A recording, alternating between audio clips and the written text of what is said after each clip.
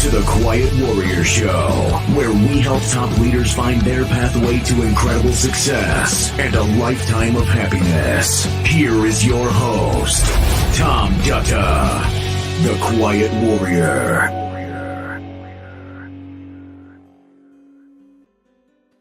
All right. Welcome, everybody, to the Quiet Warrior Show. I'm your host, Tom Dutta, and I'm excited today to have an amazing guest on our show, which he's in the green room. We'll bring him out in just a moment.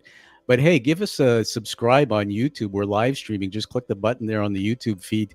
You'll also be able to chat with us today in the chat if you're on LinkedIn, Facebook, YouTube, or Twitter. And we'll be able to bring your comments on the screen. Also, give this show a like. We certainly want to get our guest's story out there, and that just helps us do more stories like this. I'm going to tell you a little bit about our guest and then bring him onto the screen. Steve Phillips. Steve, for almost 30 years, or I'd say now over 30 years, he was a successful consultant, trainer, and keynote speaker.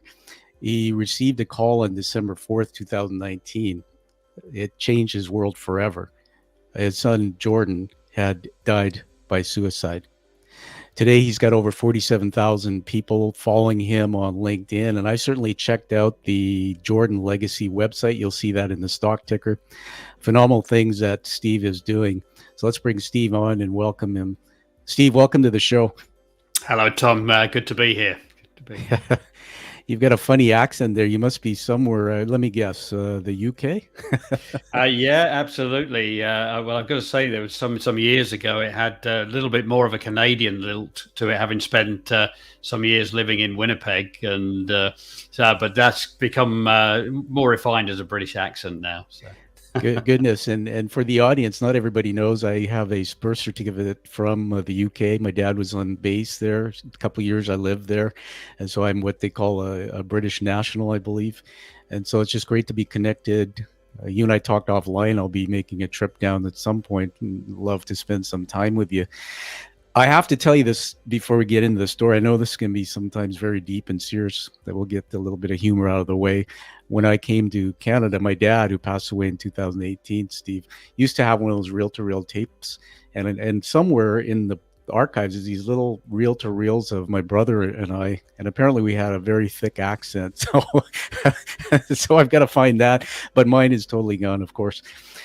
Steve, I do a lot of things on my show, and we get into storytelling. If you're okay with it, I'd like to start with watching with you a short video clip.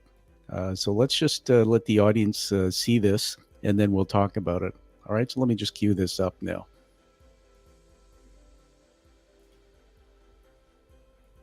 All right, here we go. I remember the day really well. It was December the 4th, 2019. I've worked as a consultant and trainer for a good many years, and on this particular day, I was working with a large automotive group in the Midlands. And as I got back into my car at the end of working with this client, I put my mobile phone into the holder on the dashboard, and immediately there was an incoming call. And I recognized on the screen that call was coming from Charlotte, who was my son's girlfriend. I can remember her through her really distressed state, just telling me, "I'm sorry. I'm really sorry, Steve, but Jordan's killed himself." All I remember at the end of the call was sitting in the car in utter disbelief, thinking, what do I do? And I must admit, a lot of that is a blank now. I remember calling my family. Can't tell you what order I called those people in. I'm pretty certain I called my wife first. It's really hard to try and recall how I felt at that moment. Clearly there was disbelief. Things were unraveling, and I'd made the calls that I had to make, and now I had to think about this 3.5 hour journey back north, driving home. And the next thing I remember was an incoming call, and Charlotte's name appeared on the screen, and I assumed it was Charlotte calling me back. In fact, it was a female police officer using Charlotte's phone. And I remember this female police officer introduced herself. She said she was at Jordan's house. And I just remember the first question she asked me was, "Do you have a funeral director?" All right, we're going to stop that clip, everybody, and go back to Steve. Wow, Steve, first of all, I want to say I'm sorry for your loss. I was just thinking it was just a couple of years or so ago. But watching that video, I just choke up. Take us back in that moment. Just talk about that, what we just saw. Yeah, it was really interesting, that clip, video taken 12 months ago now. So we were only just over 12 months on from that experience that I was describing. And yeah, it is just a complete sense of disbelief. There I am, 3.5 hours drive away from where I wanted to be, and my son's house. There's his girlfriend in a distraught state by herself, with all this going on, having come home to Jordan's house to find that he'd taken his own life. So, and I've tried to put myself in Charlotte's position many times, which you can't do, to walk in and see that scene. That's unimaginable, although I've tried to imagine it many times. And you just end up now on a journey, Tom, that is completely uncharted. There's no rule book, there's no guidebook, there's no map for it. You kind of kick into automatic pilot, and that's really what I did at that stage. Yeah, I just wanted to put a picture up on the screen here. It's a beautiful picture. There's Jordan. Where was that taken? Yeah, that was taken on a holiday, just I believe earlier that year, that Charlotte and Jordan went on together. I can't remember now where they were. Clearly overseas, but yeah, to think, good-looking 34-year-old lad, not a clue, I don't think, in those eyes or that expression of what was to come or what was going on for him, to be honest, as well. Yeah, there's a beautiful pictures. Steve, we're going to make sure these pictures are produced into the production to honor Jordan. Today's really about honoring Jordan. Tell us something about him. What when you think about joy, the word joy and happiness, what are some of the memories that come up in your mind about him? Yeah, I mean, he, as I said, we lived for several years in Winnipeg, and when Jordan came back to the UK in 1997, he was a Canadian kid. He had both him and his sister Danielle had Canadian accents, and that was one of the challenges for him, in fairness, when he came back. That he came back to the same town that he left with a number of his old friends who were much younger when they left, of course. But he was the kid that kind of stood out a little bit in school. But he was a big basketball fan. This was kind of Michael Jordan era, the big times, and all that great team. I was just watching the series recently on Netflix again, and thought, yeah, those were the times. And he played basketball well. He was a good player, and kind of really loved that. He lost that a little bit when we got back to the UK. So in terms of if there was one sport particularly, he watched a lot of soccer, football to us over here, but his main love was basketball. So that he really enjoyed. But as a child, he was an exuberant young lad, young kid. But as he got older, we get to that kind of teenage stage where he gets a little quiet, a little moody. And, you do look back on reflection to say how much of that was just typical teenage angst, how much of that was the early signs of anxiety and depression. And, you could send yourself around in a tailspin trying to work that one out. But he grew into a, really loving, considerate guy, very private in many ways. I think, he could have his moody moments, but he was somebody, his friends would say if they were going to an event, a wedding or a party, there was just something about him when he walked in the room, like a light had got on, and he had these dance moves apparently that I never saw. But they would talk regularly about him, and if the guys with his mates would go out for a few beers on a Saturday night, maybe to Newcastle in the northeast of the country here, which is very popular. They'd be sort of heading off to the next pub to look back over their shoulder and say, well, where's Jordan? And he'd be the guy chatting to the homeless guy on the street. Yeah, it's amazing. He he was the first guy apparently that if one of his mates was struggling, and there were a few that went through some pretty difficult times, he'd just get in the car and go there. If it was a 200-mile drive, he'd just go. And I think for many of his friends, one of the biggest impacts of Jordan's suicide was that, I've spoken to them personally, was they lost somebody that they would go to if they were struggling. And that's kind of really interesting and not unusual, from the many other similar circumstances I've experienced and people I've spoken to. Yeah. Thank you for saying that. Another picture I'm just going to put up here. This one, when you were talking about exuberance and just that light. These are off the website, everybody. We're talking to Steve Phillip, and Jordan died by suicide December 4th, 2019. The Jordan Legacy website. You can go there and find some of these pictures. Where was that taken? Wow, this is a really kind of iconic photograph for me for lots of reasons, really, Tom. So this is June the 4th.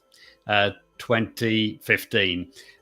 Important for a number of reasons. It was a couple of weeks after Jordan was first clinically diagnosed with depression.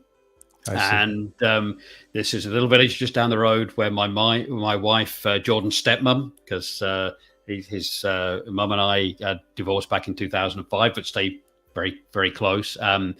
His stepmom and I took Jordan for a walk. We all went for a walk through the countryside, really lovely countryside in North Yorkshire here. And as we crossed the road, we came to this gate and just stopped and took this photograph of Jordan. And there's no real significance other than it was a really nice photograph. Yeah. Now, some weeks after Jordan died, we kind of thought about that walk 4 or 5 years earlier and said, I kind of wonder if we can find that gate, because obviously we had the photograph and we couldn't quite remember where it was. So we trekked through the fields and then found the tree that you can see behind Jordan's head. It was an old dead tree. That's a big one. but big one. Very sadly, just blew down in the recent gales we had here. And it's no longer there. But we found the gate, and we christened it Jordan's Gate. We named it Jordan's Gate, and we had a poster made. And it's not there clearly on that picture, but we now have a small poster that fits to that gate post that you can see. It has the photograph. It has the story of Jordan and us walking there on that day. And it has a QR code to Jordan's Gate Facebook page. And we just kind of say to anyone who's walking by,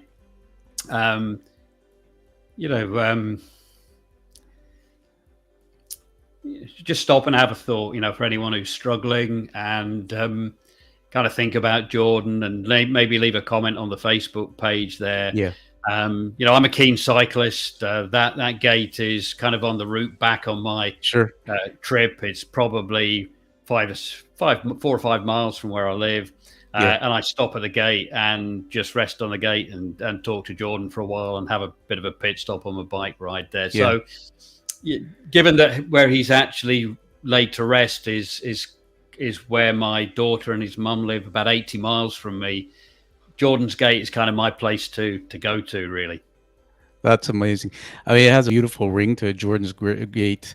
Everybody, we're talking to Steve Phillip, and in looking at the Jordan Legacy website, Steve, I started learning a lot about the things that you're doing. We'll talk about that in a little bit, but it's remarkable how you've turned such a loss into a story of hope. And just the little things you're doing, even what you just told us about the QR code, what a brilliant idea. I'd love to get a photograph of that and make a commitment in my mind to visit that. I want to talk to you deeply about something that we talked about offline. I'm not a stranger to depression or mental illness. It's actually a mission of mine. I fell in a bathtub in August 18 and cracked actually the tub and serious brain injury. And today I still have impaired vision and some challenges, but I slipped into depression 2 months after that. And I can tell anybody who doesn't know what depression is, it's a scary thing because thoughts started coming to my mind. My first suicidal thought, Steve, really shocked me. I also had more thoughts after that, and I was avoiding getting help. I didn't really understand, like you said, earlier, which was brilliant. The journey that if you haven't taken it, you don't know what's going on. I visualized my 24-year-old daughter hanging by a rope in her dorm room across the country. And when I finally got help, I got a psychiatrist who's a good friend. What I learned is that he said the definition of clinical depression is 2 or more weeks of sadness without a trigger. So, for example, my little Shih Tzu dog died last year, and I'm going to be sad because when she died. But if I'm continuously sad and I don't know why, and that was what started happening to me. And then I learned that he said that suicidal thoughts are not just about taking yourself's life, but it's about harm to others, which really started freaking me out because I started having more of that. The good news is today, Steve, is I put my ego aside and got a psychiatrist. As I said, I've done cognitive behavioral therapy and a bunch of things. And my depression is, fairly leveled out. I still struggle with generalized anxiety. That's why when watching your story, it just takes me back personally. Mm. The last thing I want to share with you on this is one of the things I learned and I do a lot is they say you can create instant happiness by, our brain is remarkable. You can draw pictures or draw memories that are happy and relive them. We were taught that in my therapy that if you write or doodle a picture of something you love or write a story, your brain relives it. This is why up front I wanted to put in pictures of Jordan smiling and get you to give us some of that because it can be a roller coaster. I'd like to take us back into the video for a couple more minutes. So just stand by while I get that going. And I can remember the thought going through my head, this is real. This is actually happening. No, I don't have a funeral director. Does everybody have a funeral director?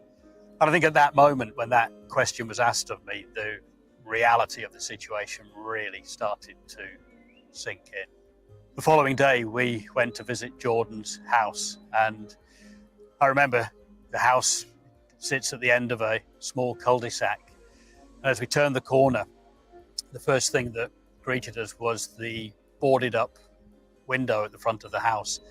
I remember as we parked the car up and I got out and went to the front door and put the key in the door. I remember the hesitation and the trepidation as I walked in.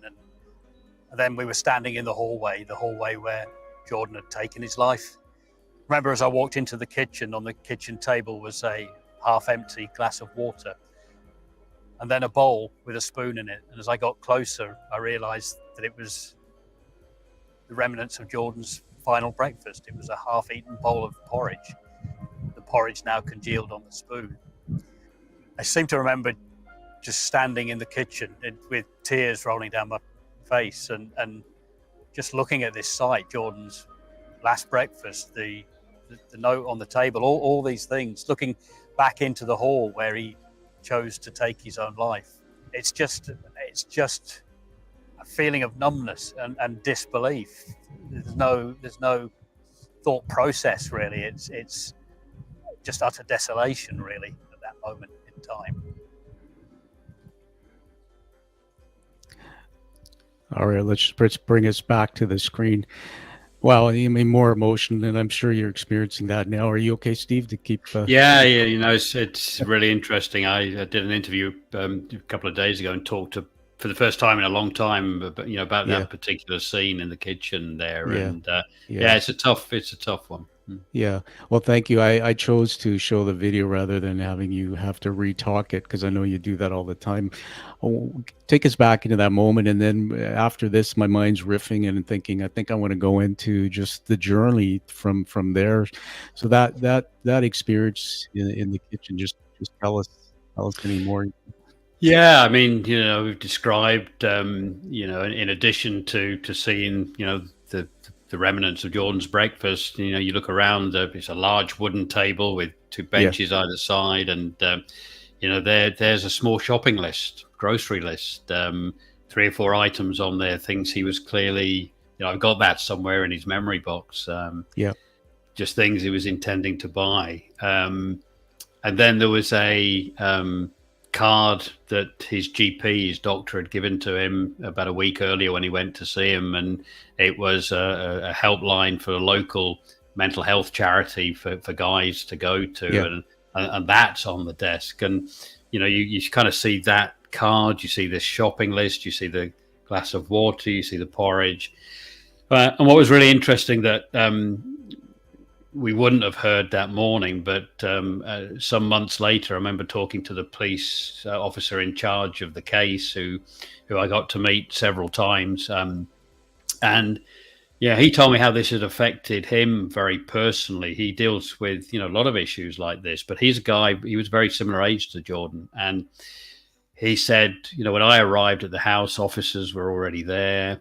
He said, I remember walking into the house, and the first thing that struck me was that Jordan's radio was playing in the kitchen of the house, and it was classical music station he had on. He said, so you had this scene of activity with police officers and all the chaos that was going on, and then this beautiful classical music as a backdrop to it.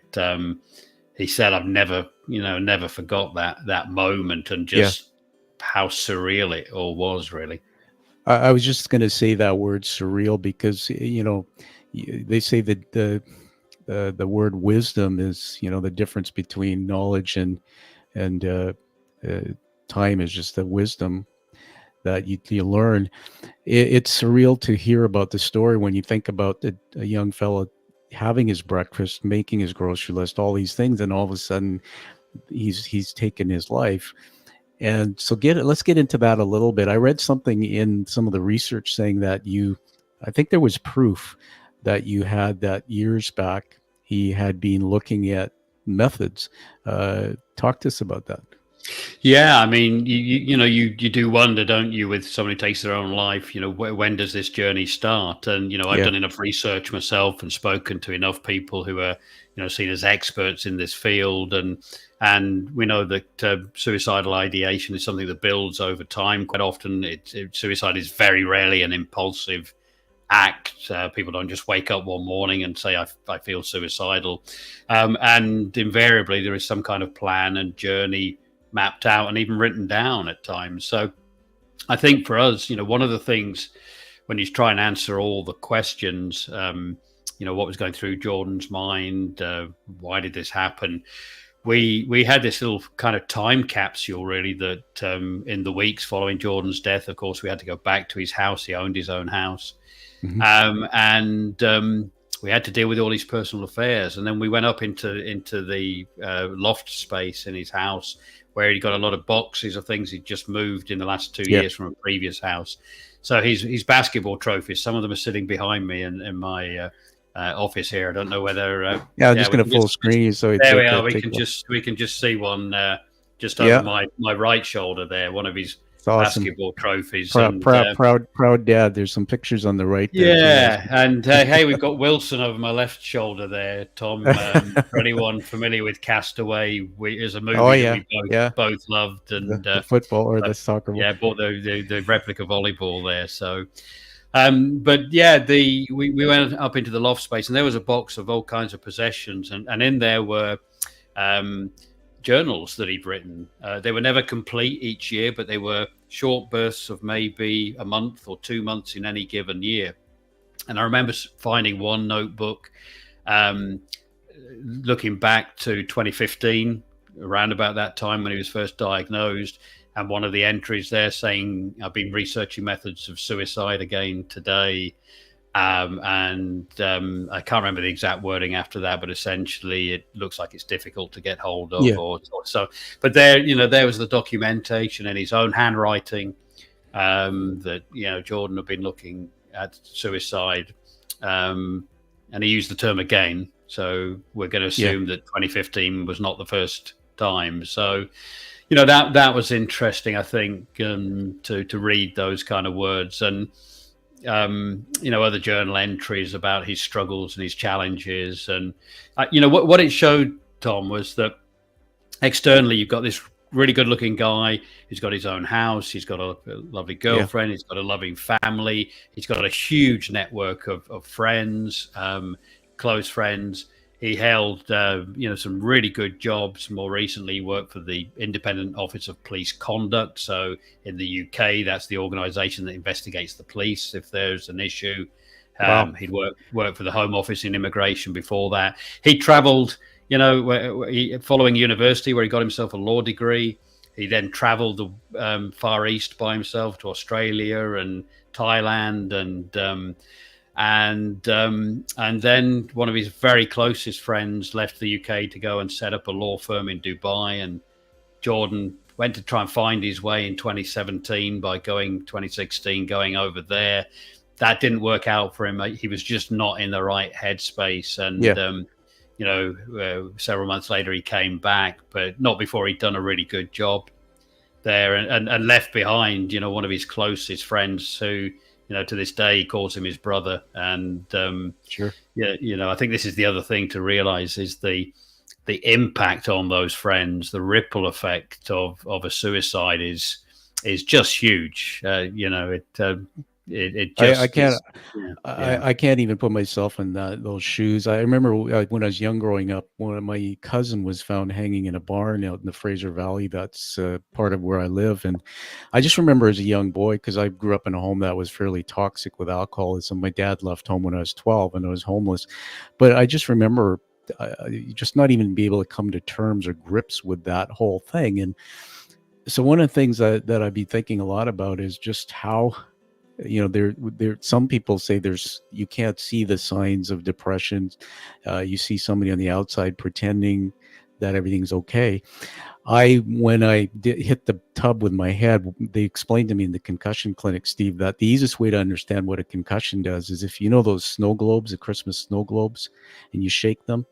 Well, when my head hit the tub, the little flakes are my brain chemicals. They all dislodge and then they fall wherever they want. And for most people, a recovery of a concussion can be, just days or months.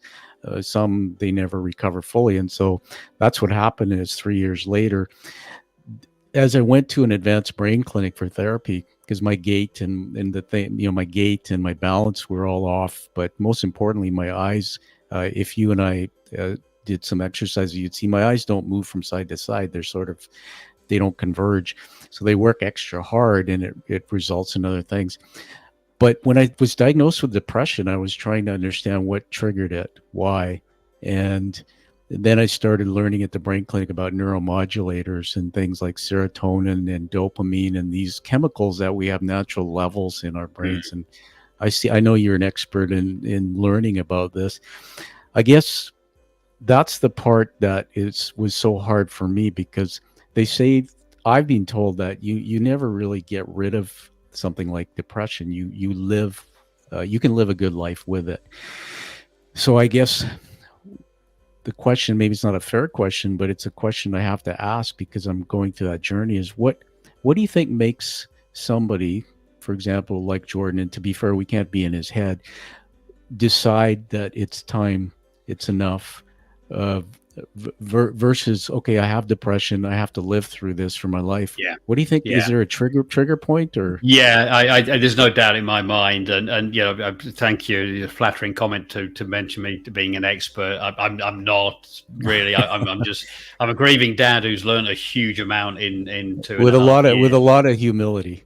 But thank you. But yeah, look, from some of the best that are out there, we've got an amazing guy, Professor Rory O'Connor, over here from the University of Glasgow, who's still a young guy, relatively, who's been researching this since the mid-90s. He's had his own lived experience of people close to him, and I have to say, of all the people I've met, he's up there. And what I've read of his books and is very much what's supported by other conversations that I've had, that the route to suicide for anyone is complex. It's different on each occasion, but when you narrow it down to a funnel and say, what is it that takes people to that point of suicidal ideation, and then the next steps, it'll mostly boil down to a sense of entrapment in some way. Yeah. Now, that entrapment is that I'm trapped in terms of my relationship. I'm trapped in terms of my finances. I'm trapped in terms of my career, economically, socially, whatever it may be. I'm trapped in a toxic relationship, but that I see no way out of. I'm trapped with mental pain that I just cannot get rid of, or I'm trapped with physical pain.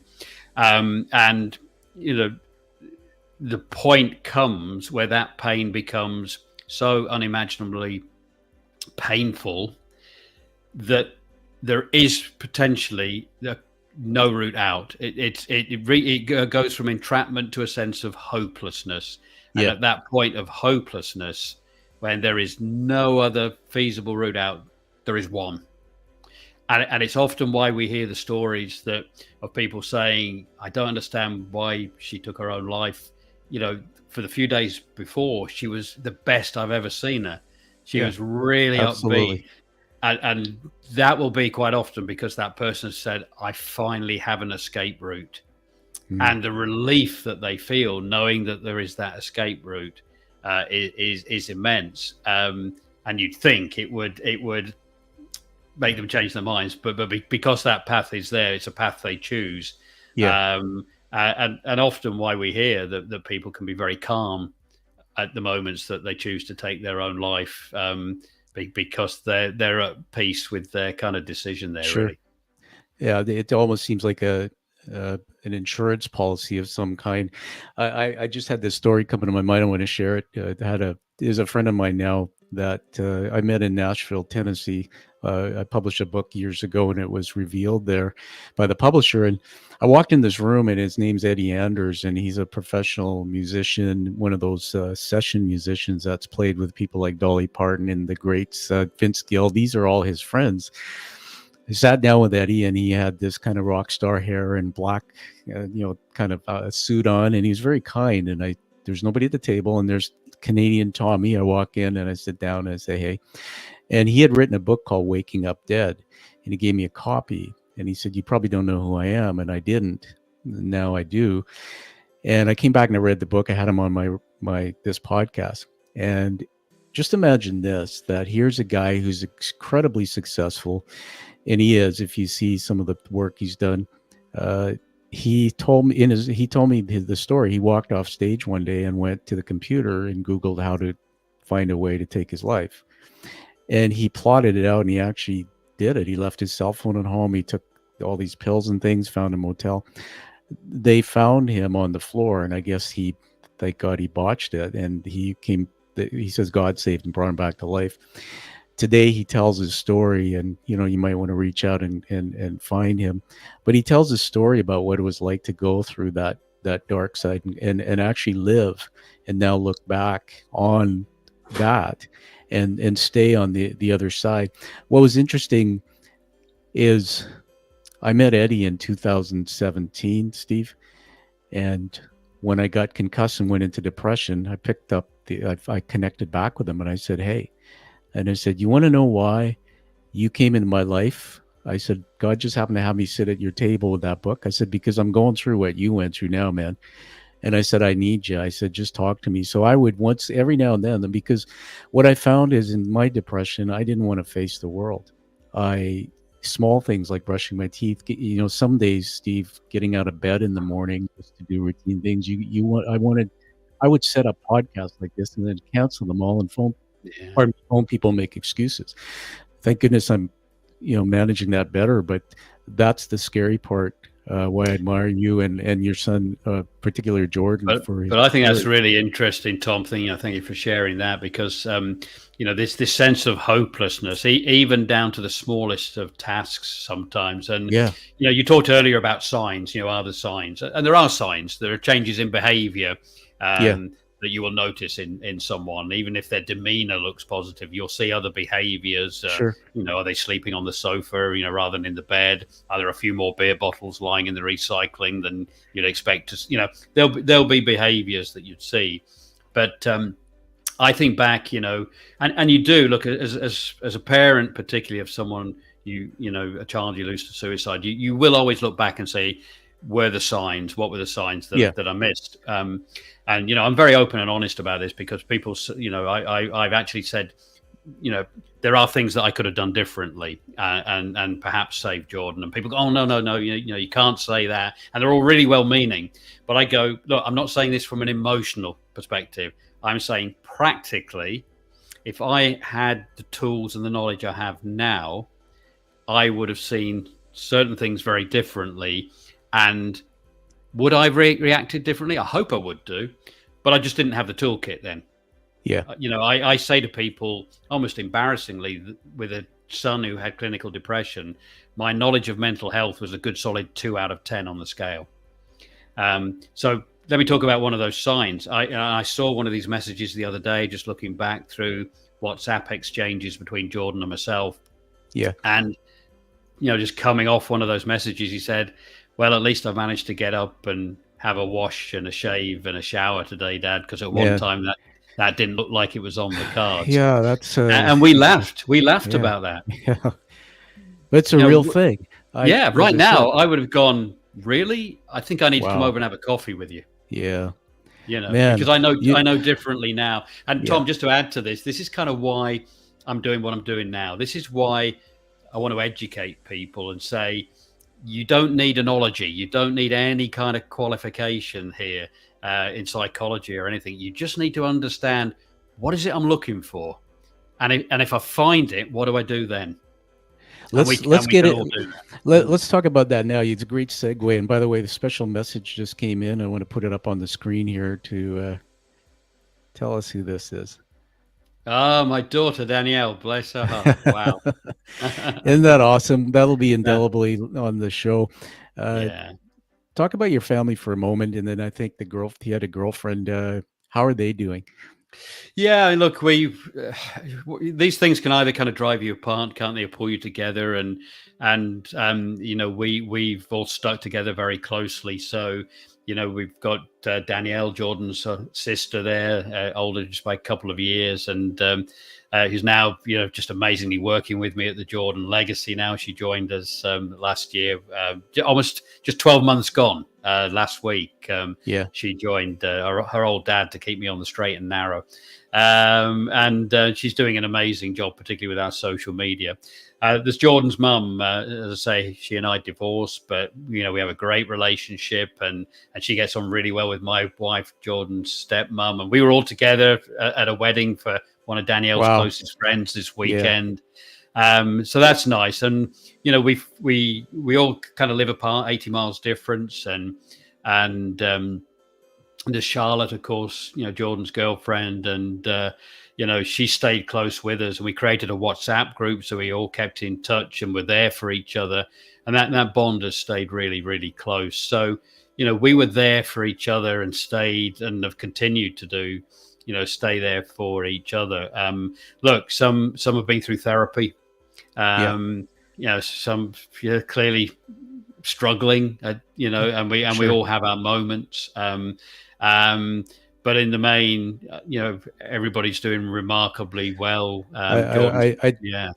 Steve, I just want to jump in there and say that they say put on your oxygen mask, if you're going to help others. What's one thing you do? And I know that you're a tough, strong guy, but I know every day your heartaches and the pain you go through, that's just part of this journey. It'll always be there.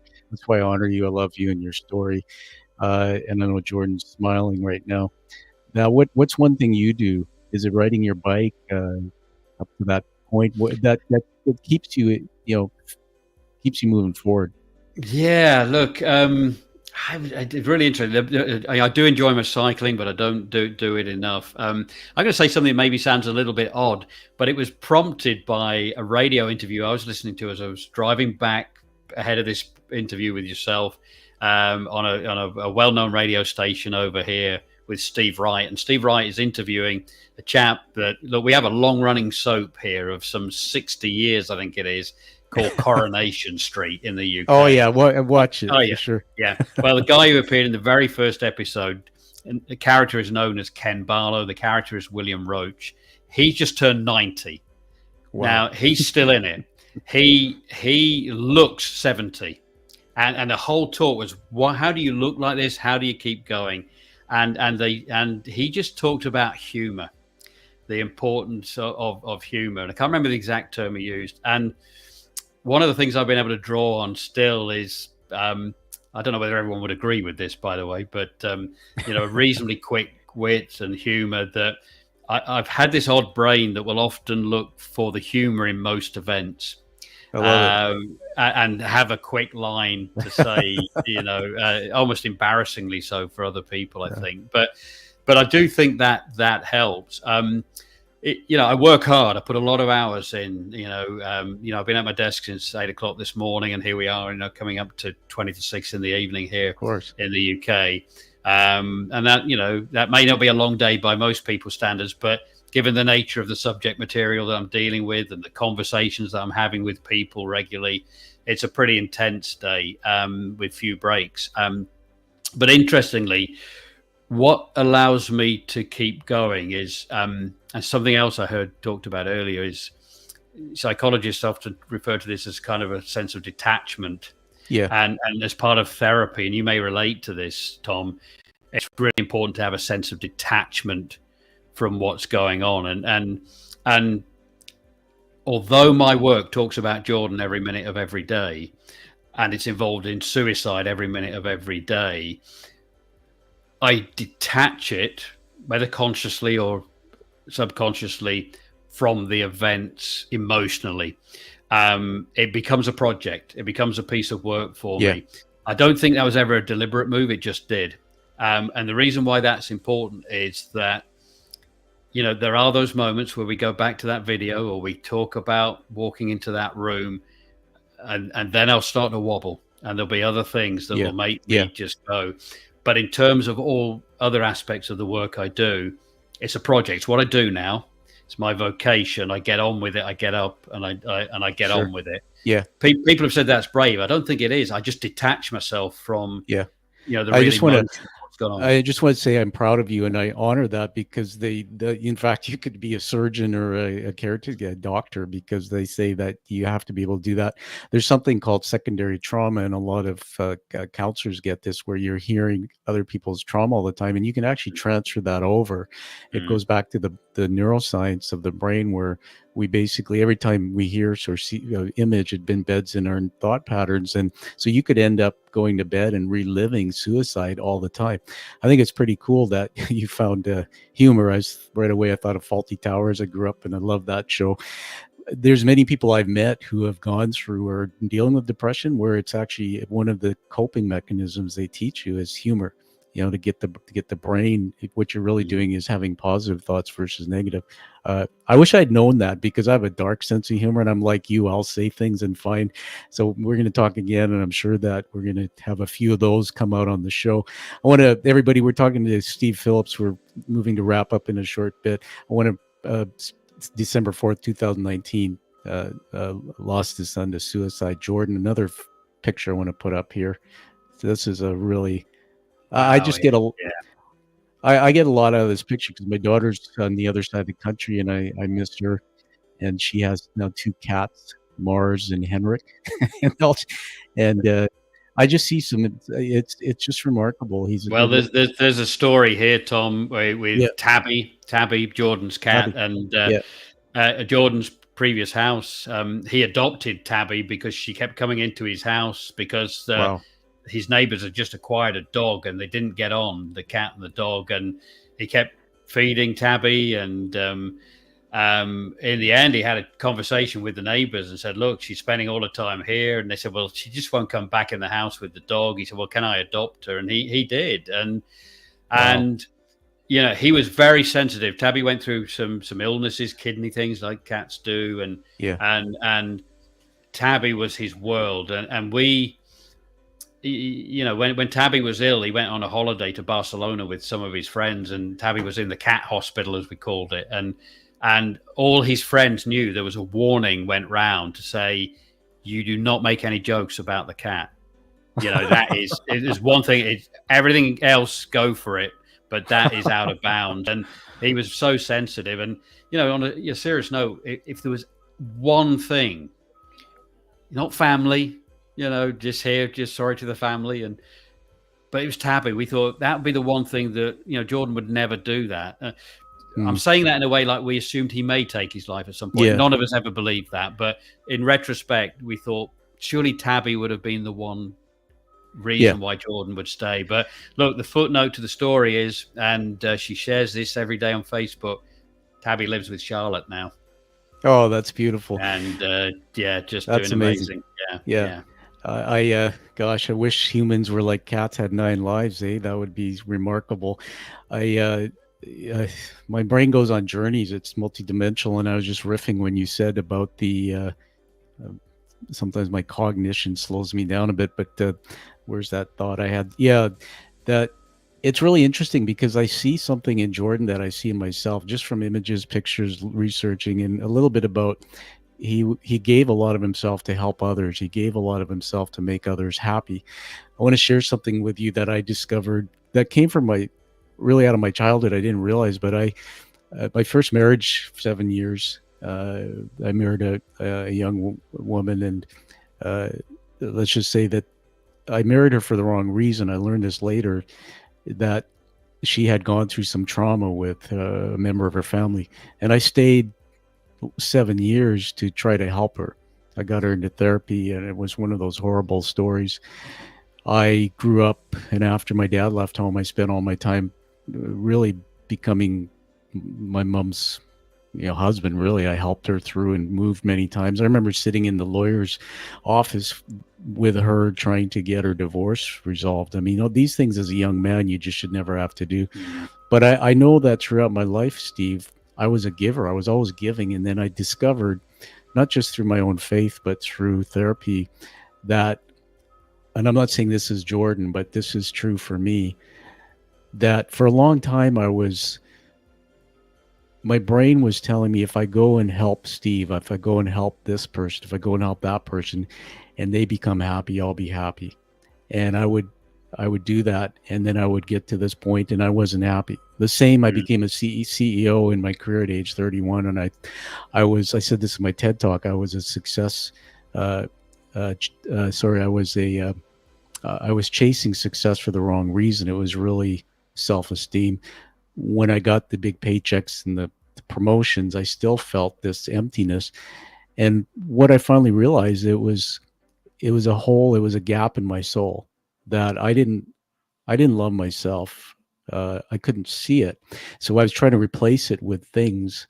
And it goes back to even my childhood. Now, Jordan didn't have that kind of an upbringing, thank goodness. But that's my story, that it can be something as simple as my dad, when he was drunk, hitting me or saying something that you're stupid or you're no good, that later in life manifests itself because it's an unresolved thought pattern. And I just want to say that to all of those out there, that there's people in the world, if you live to help others like Steve does, search deep for the reason you're doing it. That's my gift to those listening. And if you're doing it for the right reason, great. If you don't know why you're doing it, then explore that further. I do want to give it back to you, Steve, on the Jordan legacy. And I know you might have had a response to what I just said too. Just you're doing a bunch of things with this story to help others. Talk about that, and if you have something you want to say about my story. Yeah, no. I think just briefly, for the time today, Tom, that let's talk a little bit about the legacy, but just to agree with you, Jordan didn't love himself as other people loved him, and that was in black and white in his journals, and he saw himself as a failure in so many respects, where people saw the same things, which to them relayed that he was a success, and this is the odd dimension that someone with depression just cannot see really their own reflection. That's right. Other people see it. At all. But the Jordan legacy, look, the journey was interesting. If we look at that, go back to that day, we look at everything that I felt, and this is very much a male comment now, I felt I had to pick up the baton and run with it, and I had to sort out Jordan's affairs. I had to deal with the police, the coroner's office, the funerals, and take the lead with all these things. That's just a male thing. We do that. So I did, and that was probably me as well. My instinct was to say, right, how do I pick up the pieces of this and hold it all together? And 3 weeks after Jordan died, we'd gone through I'm going to say a real shitstorm. We did. We're dealing with the police. So for the first few days, we didn't even know where Jordan was. The police were not responding to us for almost 8 days.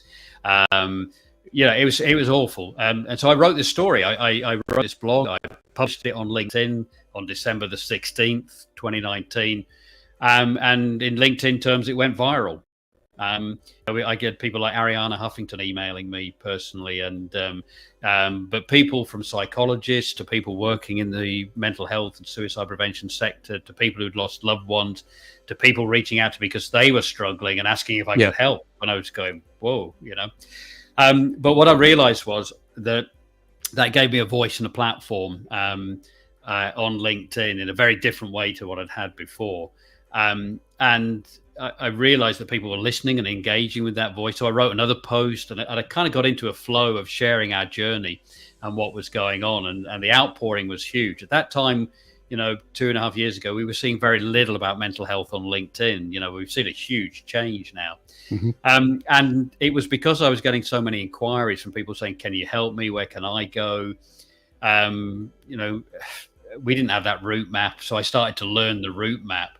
That I thought, well, we need somewhere for people to go to, and I need to do something. And a good friend said to me one day, Steve, you've got a choice here. You can either sit on the sofa with a bottle, definitely an option.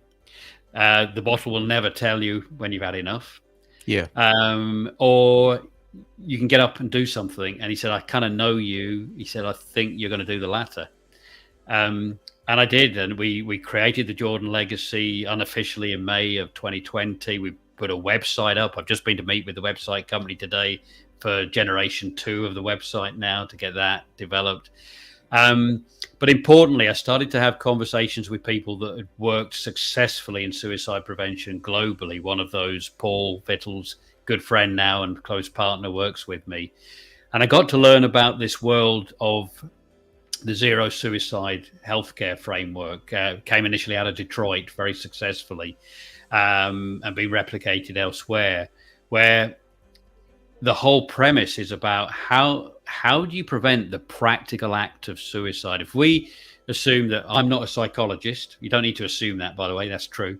So I'm never going to probably be a psychologist or want to get into all that. If we say that somebody else is going to look after the mental health aspects, what are the practical reasons and methods that people use and apply to take their own lives? How can you stop those? And that's what we got into with the Jordan Legacy. So if people would say, how do you describe the Jordan Legacy? Is that we work strategically with communities and businesses, and we work practically with them to look at how we can prevent suicide as a practical act. That's what we do. We meet with government and all kinds of people to talk about those. And let's just give you one example. One of those communities is what we would refer to as the built environment or construction over here. Right now, if someone chooses a bridge to end their life, and that happens frequently enough, they start putting barriers up and barbed wire and signs. So our conversation with surveyors and architects and designers and constructors is, how do you build the next bridge to design out the capability for suicide? Love it. That's a practical act. So that's just one example of the kind of practical conversations that we're having. And, we work with the digital community, we work with communities, sports clubs, schools, and we work with workplace culture around that kind of approach, really. Yeah, I think that's awesome. Everybody, I encourage you to go to the jordanlegacy.com website. I'm excited about version 2 when that comes out, now that you've said that. Just hold on, Steve. I have a little bit of an issue where my camera cut out here. Just stand by. Can you still hear me? Yeah, I've got you loud and clear. Yeah. Okay. Hold on. We're going to just take my camera. We'll edit this. I'm just going to do something to try and get my camera back. Okay, everybody, just stand by. We're live here, and I'm just working on a technical issue here. While I'm doing that, Steve, Tom, maybe if you like, I could just share one particular big event that we're involved with while you're working on the camera that we'd like everyone to get in touch with the jordanlegacy.com and subscribe to our newsletter there. together with some really close friends and other people who've sadly been through my experience, we came up with an idea at the beginning of 2022 to create something called the Baton of Hope. And the Baton of Hope is an event that will take place over a 2-week period in July of 2023. It will involve a physical baton as well as an online baton touring the whole of the United Kingdom. So that's Scotland, Northern Ireland, Wales, and England, coming to rest in London, promoting on the biggest scale that has ever been done here in the UK, the conversation around suicide that really needs to open up. And there'll be flagship events taking place on the route around the country. We've got the BBC involved. We've got the company that produced the FA Cup trophy and the Rugby Six Nations trophy to make the baton. We've got one of the biggest events management companies working alongside us as well to make this happen. And what started as a small vision and a conversation in January has become probably the biggest thing I'm ever going to do in my life. And that's all how we're going to make an official announcement 1 year out. So June 24th this year will be the big public announcement for the Baton of Hope UK 2023. And you're back with us, Tom. Yeah. Oh, that's wonderful. Just give me a thumbs up again, Steve, if you can still hear me. Yeah, got you good. So we've actually gotten my camera back on here. So we're going to just take a 3, 2, 1 for editing purposes. Everybody, we're live streaming, and that's the magic of live streaming. We can fix issues. I would like to now, as we move to wrap up, Steve, honor you with a couple things. So I'm having trouble with my microphone, but I'm just going to talk at you, and we'll keep going. You'll see I'm going to full screen myself here for a minute for a reason. So just stand by. All right, you'll see in the background there's a flat screen TV, and that flat screen TV has an image on it. That's actually the image of what's called a challenge coin. These were created in World War II. They were carried by soldiers to commit to community. And I wanted to have an award on the show that I give to heroes who come and tell their heroic stories. These are people who check their egos at the door. This started as just an idea, Steve. Today, about 40 a year I give out. They're very hard to get, and they're carried in 17 countries by quiet warriors. And so today I'm inducting you into the Quiet Warrior Tribe for the incredible work you're doing. You'll receive this. The front of it is handcrafted, back and front painted. The show image on the front, the back is amazing. It's the hero's journey narrative by Joseph Campbell's work about how, we go through a situation of life, go and learn and come back and then teach or do something with it to create a legacy. And that's you, buddy. So you're going to get that and something special. I just want to put up a little fireworks here as I say this. Congratulations. We are going to be giving you a second coin so that you can have that in your little trophy case for your son, Jordan. So I'll really, treasure that. Really thank you. That's just a massive bonus today. You're welcome. Really appreciate it, Tom. All right. What I'd like to do is just give it to you for the last word then, Steve. Just last words as we move to wrap up. Yeah, look, I mean, just the message, really, everything we do now at the Jordan Legacy with Danielle and myself and Paul and the team, and what we're going to do with the Baton of Hope is just to say, look, we've got a situation here that is the biggest killer of young people under the age of 35, certainly here in the UK, and it's no different really overseas and in North America. It takes the lives of almost 1 million people every year. It's suicide. We have to do something to really work at preventing it, because right now, mental health, although it's moving up the agenda, if somebody came to a GP and said, I think I've got cancer, and it was confirmed that person had cancer, or I've got a heart problem, or I've got diabetes, you would get treatment immediately. So why are we waiting 6, 8 weeks, 3 months, 4 months for people to get treated when they say, I'm in crisis, looking to take my own life? We have to do more, but really simple. Everyone listening to this right now, if they think they know someone who's struggling, really simple. You ask them how they're doing. They're going to tell you they're fine, and they'll even smile. So you ask them again, how are you really doing? You listen to them, You ask them what's going on for them, and you listen to them. And when they've told you, you thank them. And when they've thanked you, just say, right, how are we going to move forward with this? What can you do? What can I do to help you? And find out where the best places are to signpost that person to. It's all online. It's not difficult to find.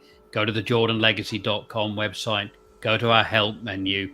You'll find some fantastic resources there to really expand on what I've just shared. We can all do this, Tom. It's pretty easy stuff. Thank you, Steve. I'm just going to everybody go back and just listen to that last part. It's a teaching moment. Many gifts. Thank you so much, Steve. We love you and your story. You and I are connected for life as fellow quiet warriors, and we're here to help you in your mission. I'd like to ask everybody to watch his show. We're going to release it as an international podcast and also a special YouTube premiere video in the near future. So make sure that you subscribe to the show. And as I let you go, Steve, I wrote down 4 words here. I honor my guests with 4 words. These are leadership words. They come up as you're speaking. The first one is love, your love. Number 2 is visionary for what you're doing with this. 3 is trailblazer, dude. You know, the things you're doing, it's like you're blazing a trail. I love it. And then 4 is Jordan. I can feel and see such a likeness, and you're carrying his story, so he's still with us. So thanks very much. Everybody, live the life you deserve and desire, like you hear Steve doing, to help the world and make an impact. And we'll see you again. Thank you.